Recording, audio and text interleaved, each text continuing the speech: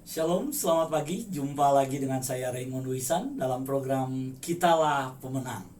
Pagi hari ini kita akan merenungkan firman Tuhan dengan tema Mengapa Yesus harus naik ke sorga. Sebelum kita membaca firman Tuhan, terlebih dahulu mari kita berdoa. Tuhan Yesus, saat ini kami datang kepadamu. Engkau adalah Tuhan yang baik dan kami tidak pernah kekurangan kebaikan dari Tuhan. Sebelum kami memulai hari ini ya Bapa, kami minta biarlah Tuhan sertai kami. Tuhan tuntun langkah kami. Dengan tangan-Mu yang kuat biarlah Engkau memberkati kehidupan kami. Kami ingin memulai hari ini di dalam nama Tuhan Yesus, nama yang berkuasa, kami akan memulai hari ini. Terpujilah Engkau ya Tuhan, di dalam nama-Mu kami berdoa. Haleluya. Amin. Saudara, kita akan membaca firman Tuhan yang diambil dari Injil Yohanes pasal yang ke-14, mulai ayatnya yang kedua sampai dengan ayat yang ke-6. Injil Yohanes pasal yang ke-14, mulai ayat yang kedua sampai dengan ayatnya yang ke-6. Saya akan baca buat saudara, demikian firman Tuhan. Di rumah Bapakku banyak tempat tinggal. Jika tidak demikian, tentu aku mengatakannya kepadamu. Sebab aku pergi ke situ untuk menyediakan tempat bagimu. Dan apabila aku telah ke situ dan telah menyediakan tempat bagimu, aku akan datang kembali dan membawa kamu ke tempatku, supaya di tempat di mana aku berada, kamu pun berada. Dan kemana aku pergi, kamu tahu jalan ke situ. Kata Thomas kepadanya, Tuhan, kami tidak tahu kemana Engkau pergi. Jadi, bagaimana kami tahu jalan ke situ? Kata Yesus kepadanya, Akulah jalan dan kebenaran dan hidup. Tidak seorang pun yang datang kepada Bapa kalau tidak melalui aku. Demikian pembacaan firman Tuhan.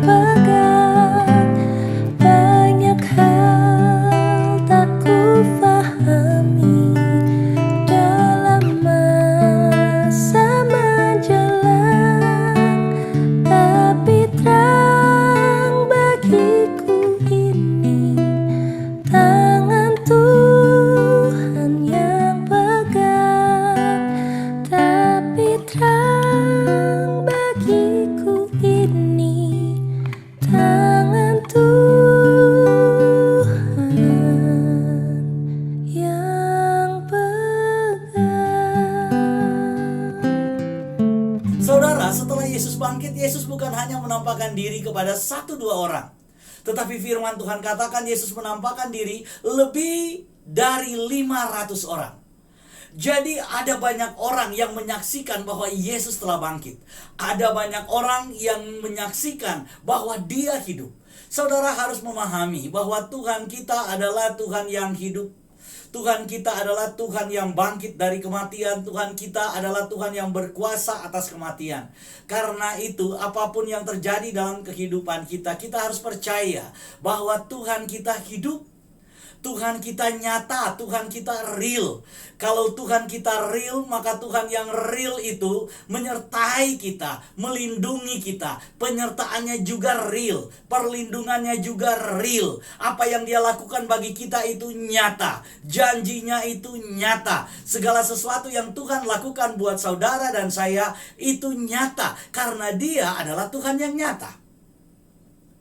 Saudara, selanjutnya setelah Tuhan menampakkan diri berhari-hari kepada banyak orang, maka tiba waktunya Tuhan naik ke sorga. Tapi ada hal yang sangat penting yang akan kita pelajari terkait dengan peristiwa Yesus naik ke sorga. Pertanyaan yang selalu muncul adalah mengapa Yesus harus naik ke sorga?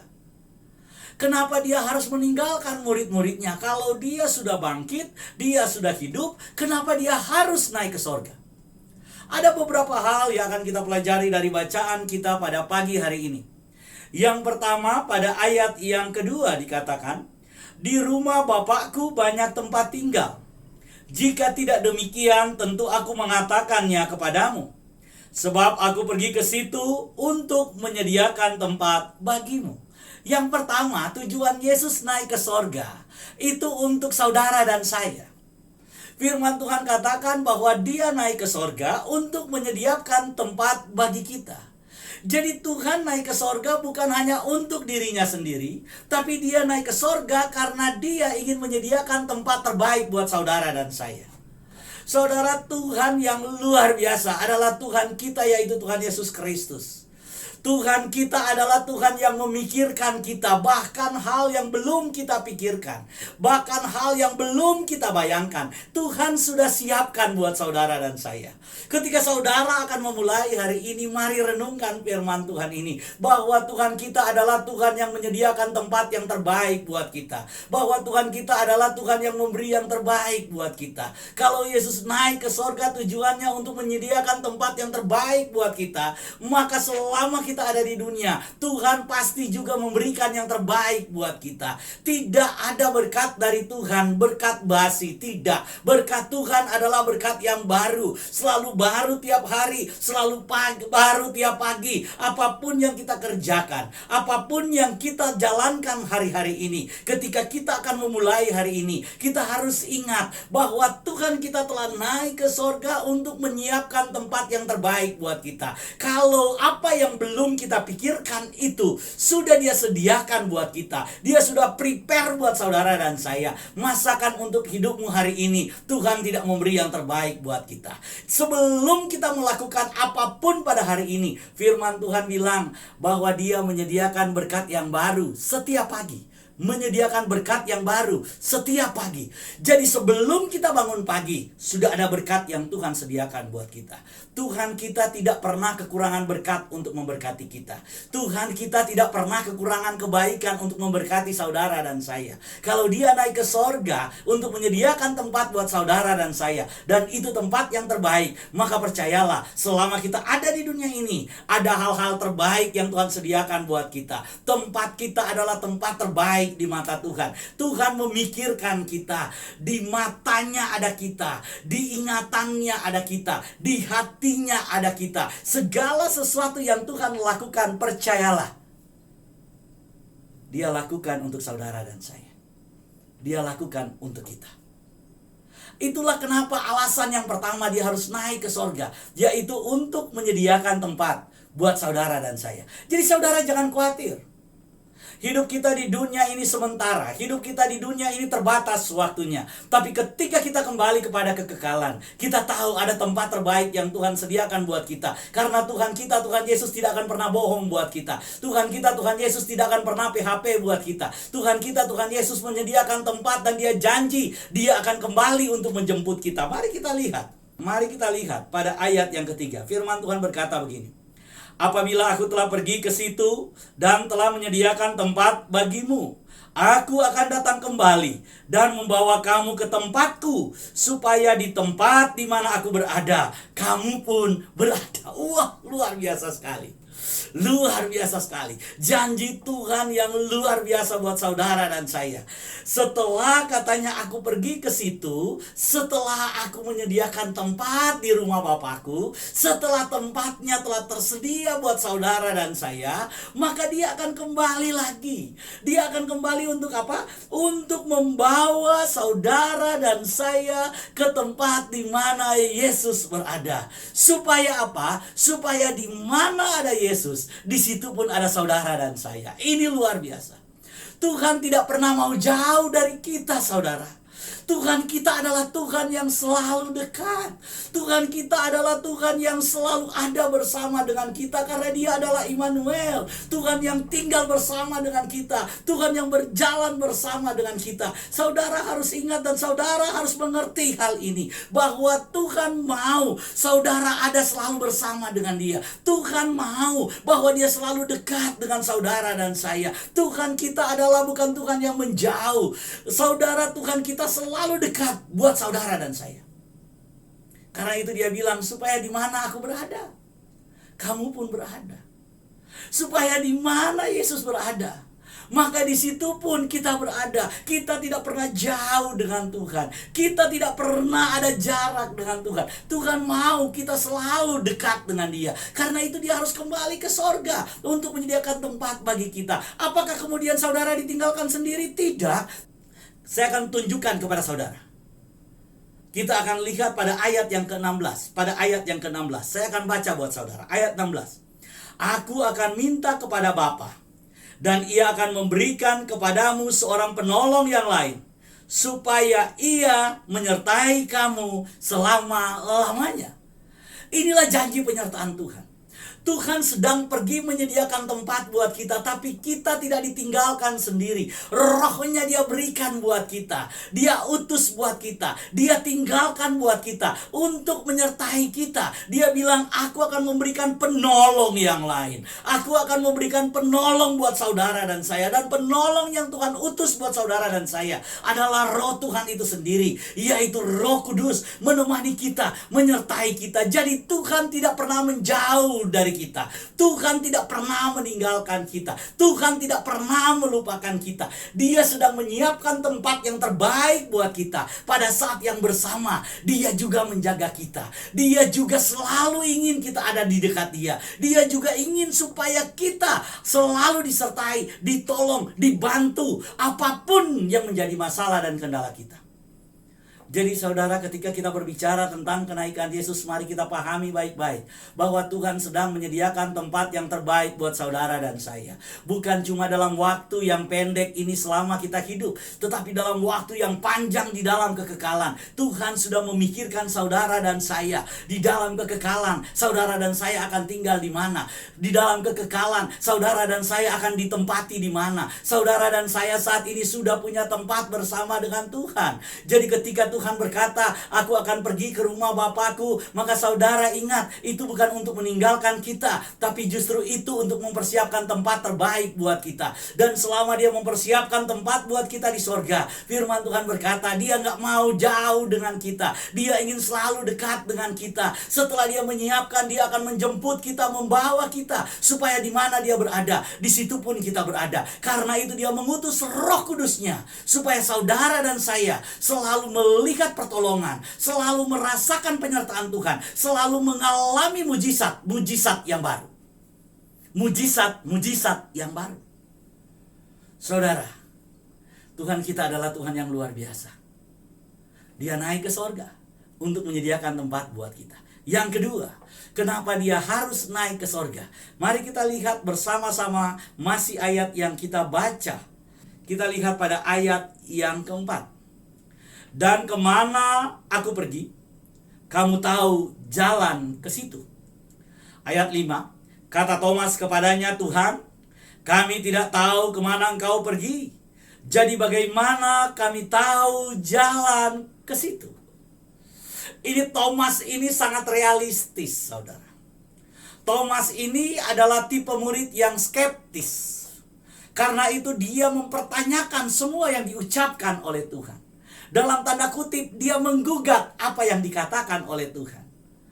Ketika Tuhan berkata, dan kemana aku pergi, kamu tahu jalan ke situ. Thomas langsung nyeletuk. Thomas langsung menanggapi, Tuhan, kami tidak tahu kamu mau kemana. Mana mungkin kami tahu jalan ke situ? Wah, luar biasa, saudara. Bukankah karakter Thomas mewakili kita? Ketika kita baca firman Tuhan, mungkin saudara bertanya, apa iya, masa iya kondisi saya kayak gini, situasi COVID kayak gini, mana mungkinlah Tuhan menyertai kita seperti ini. Banyak tantangan, banyak rintangan, usaha habis, pekerjaan hancur-hancuran. Apakah Tuhan menyertai? Saat ini aja nggak tahu gaji masih mau diterima atau enggak, kita masih mau lanjut kerja atau enggak, usaha masih berlanjut atau tidak. Mungkin saudara berpikir seperti itu, saudara.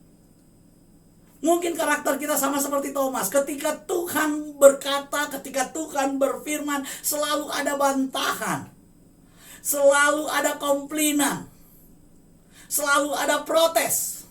Tapi lihat apa yang dikatakan oleh Tuhan Yesus. Kita perhatikan pada ayatnya yang ke-6. Kata Yesus kepadanya, Akulah jalan dan kebenaran dan hidup. Tidak seorang pun yang datang kepada Bapa kalau tidak melalui aku.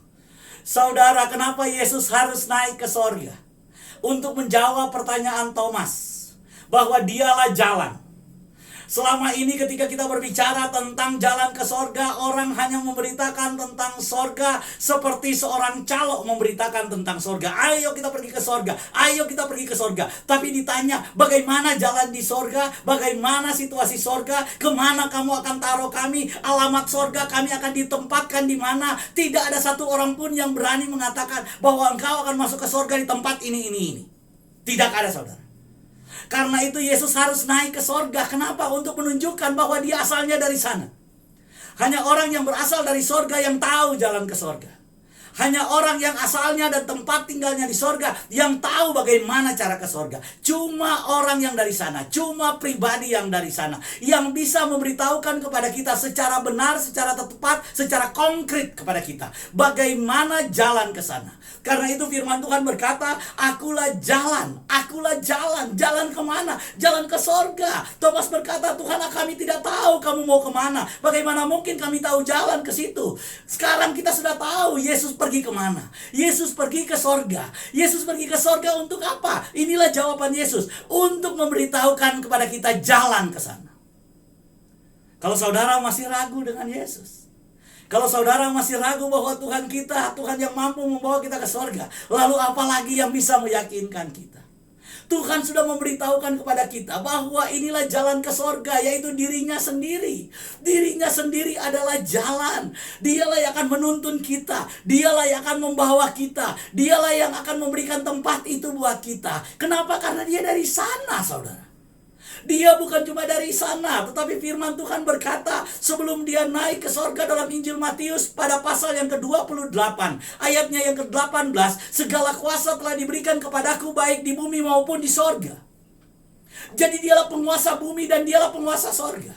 Kalau dia penguasa sorga, maka dia berhak menempatkan saudara di mana.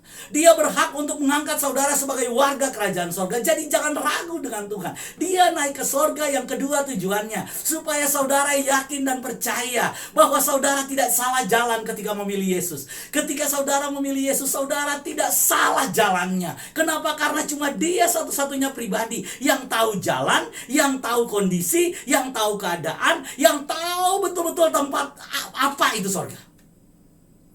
Cuma dia satu-satunya pribadi, yaitu pribadi yang dari sorga, datang kepada kita, memberitahukan jalan ke sorga, dan berjanji bahwa dia akan jemput kita untuk membawa kita kembali ke sorga. Amin, saudara.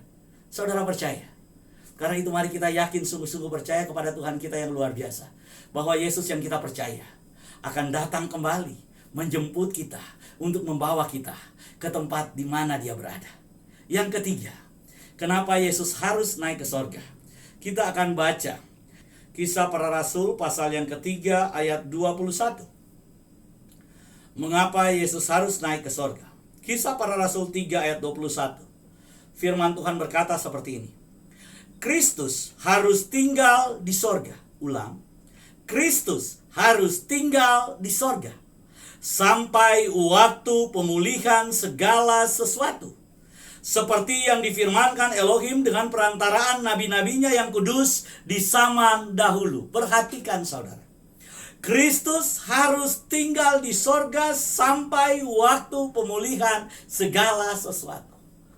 Yesus ada di sorga saat ini untuk menyediakan tempat buat kita dan untuk memulihkan segala sesuatu. Setelah segala sesuatu dipulihkan, maka Dia akan datang kembali menjemput saudara dan saya.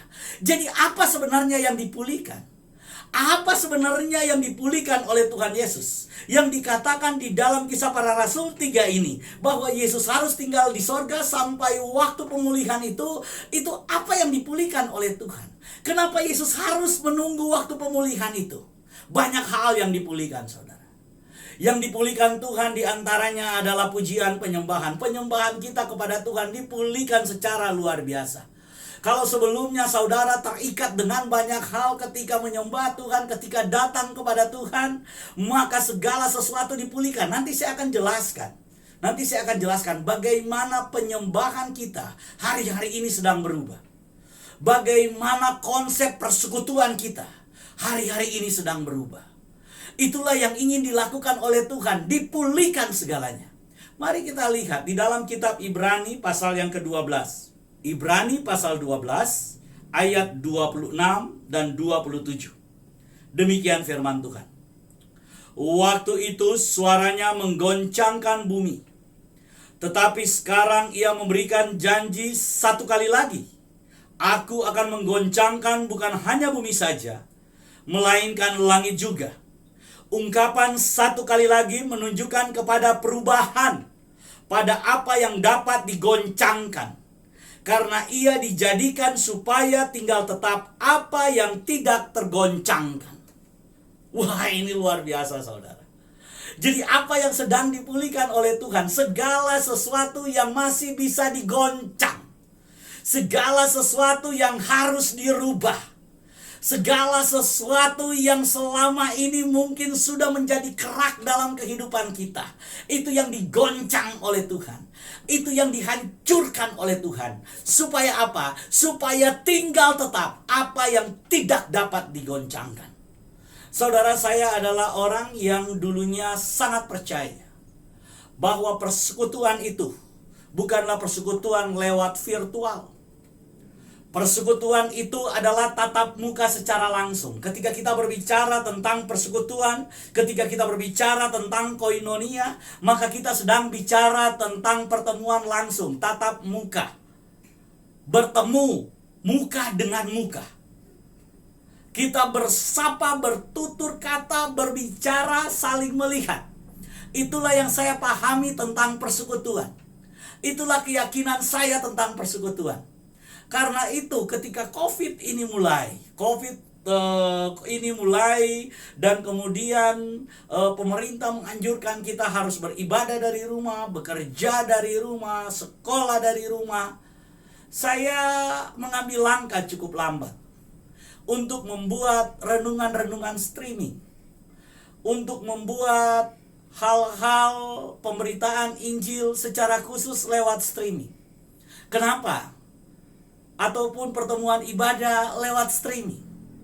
Kenapa? Karena saya mungkin tipe orang konvensional. Saya belum menemukan alasan kenapa kemudian harus berubah. Kenapa kemudian ibadah itu harus dirubah. Penyembahan kita polanya harus dirubah. Dan ayat ini ditunjukkan Tuhan kepada saya bahwa apa yang bisa digoncang itu akan digoncang oleh Tuhan. Bukan cuma dunia saja, tapi langit dan bumi akan digoncangkan oleh Tuhan. Supaya apa? Supaya tinggal tetap apa yang tidak tergoncangkan. Supaya memang tinggal tetap apa yang murni. Saudara, ketika kita berpikir bahwa liturgi kita adalah liturgi yang murni, maka saat ini Tuhan sedang goncangkan kita. Ketika kita berpikir prinsip-prinsip koinonia kita itu adalah hal yang murni, maka saat ini kita sedang digoncangkan oleh Tuhan. Tuhan sedang menunjukkan bahwa apa yang dibuat oleh manusia itu rapuh, apa yang dibuat oleh manusia itu sesuatu yang betul-betul rapuh, gampang hancur. Apa yang dibuat manusia itu gampang dipatahkan. Dan yang tidak terpatahkan adalah apa yang ditetapkan oleh Tuhan. Karena itu saat ini saudara, bukankah penyembahan kita kepada Tuhan mulai berubah? Bukankah konsep ibadah kita kepada Tuhan mulai berubah? Dulu ketika kita berpikir bahwa penyembahan itu harus dilakukan di sebuah tempat, dilakukan bersama dengan community, dilakukan bersama-sama dengan teman-teman yang lain, maka saat ini kita mulai berpikir lain. Konsep kita mulai dirubah. Bagaimana kita mulai menyembah Tuhan? Penyembahan kepada Tuhan bukan lagi penyembahan di sebuah tempat, tapi penyembahan kepada Tuhan adalah penyembahan yang lahir dari pribadi-pribadi yang rindu untuk menyembah Tuhan dalam segala kondisi, dalam segala keterbatasan, dalam segala keadaan. Saat ini saudara, Tuhan sedang menggoncangkan langit dan bumi. Supaya apa? Supaya tinggal tetap apa yang tidak tergoncangkan. Itulah tujuan Yesus naik ke sorga. Untuk apa? Untuk memulihkan segala sesuatu yang bisa digoncang. Untuk memulihkan segala sesuatu yang masih bisa digoncangkan. Tetapi apa yang tidak tergoncangkan, itu akan bersinar, itu akan cemerlang, itu akan tinggal tetap. Kalau saudara punya iman yang teguh kepada Yesus, COVID ini tidak akan mencuri apa-apa dari hidupmu. COVID ini tidak akan mengambil apa-apa dari kehidupanmu. Karena kepercayaanmu kepada Tuhan tidak tergoncangkan. Karena Tuhan yang tinggal di dalam kita tidak tergoncangkan. Karena Tuhan yang memberikan janji buat kita, janjinya tidak tergoncangkan. Karena Tuhan yang memberkati kita, berkatnya tidak tergoncangkan. Jadi apapun yang kita lakukan hari-hari ini, mari kita ingat bahwa Tuhan yang ada di sorga menjaga kita. Apa yang tidak tergoncangkan yang Tuhan berikan kepada kita itu tidak akan mampu direbut oleh siapapun. Itu dijaga oleh Tuhan, itu dimetaikan oleh Kristus. Tapi apa yang bisa digoncangkan, maka relakan itu, biarkan itu, lepaskan itu. Kenapa? Karena Tuhan pasti akan membalas kepada kita. Tuhan pasti akan melipat gandakan apa yang hilang dari kehidupan kita. Karena itu apapun saat ini yang kita lewati, yang hilang dari kehidupan kita, yang sedang digoncang dari kehidupan kita, biarkan dia bergoncang. Biarkan dia terus digoncangkan oleh Tuhan. Supaya apa? Supaya tinggal tetap apa yang tidak tergoncangkan. Supaya tinggal tetap buah yang tetap dari hidupmu. Supaya tinggal tetap berkat yang tetap dari kehidupan. Jangan takut dengan kehilangan. Kenapa?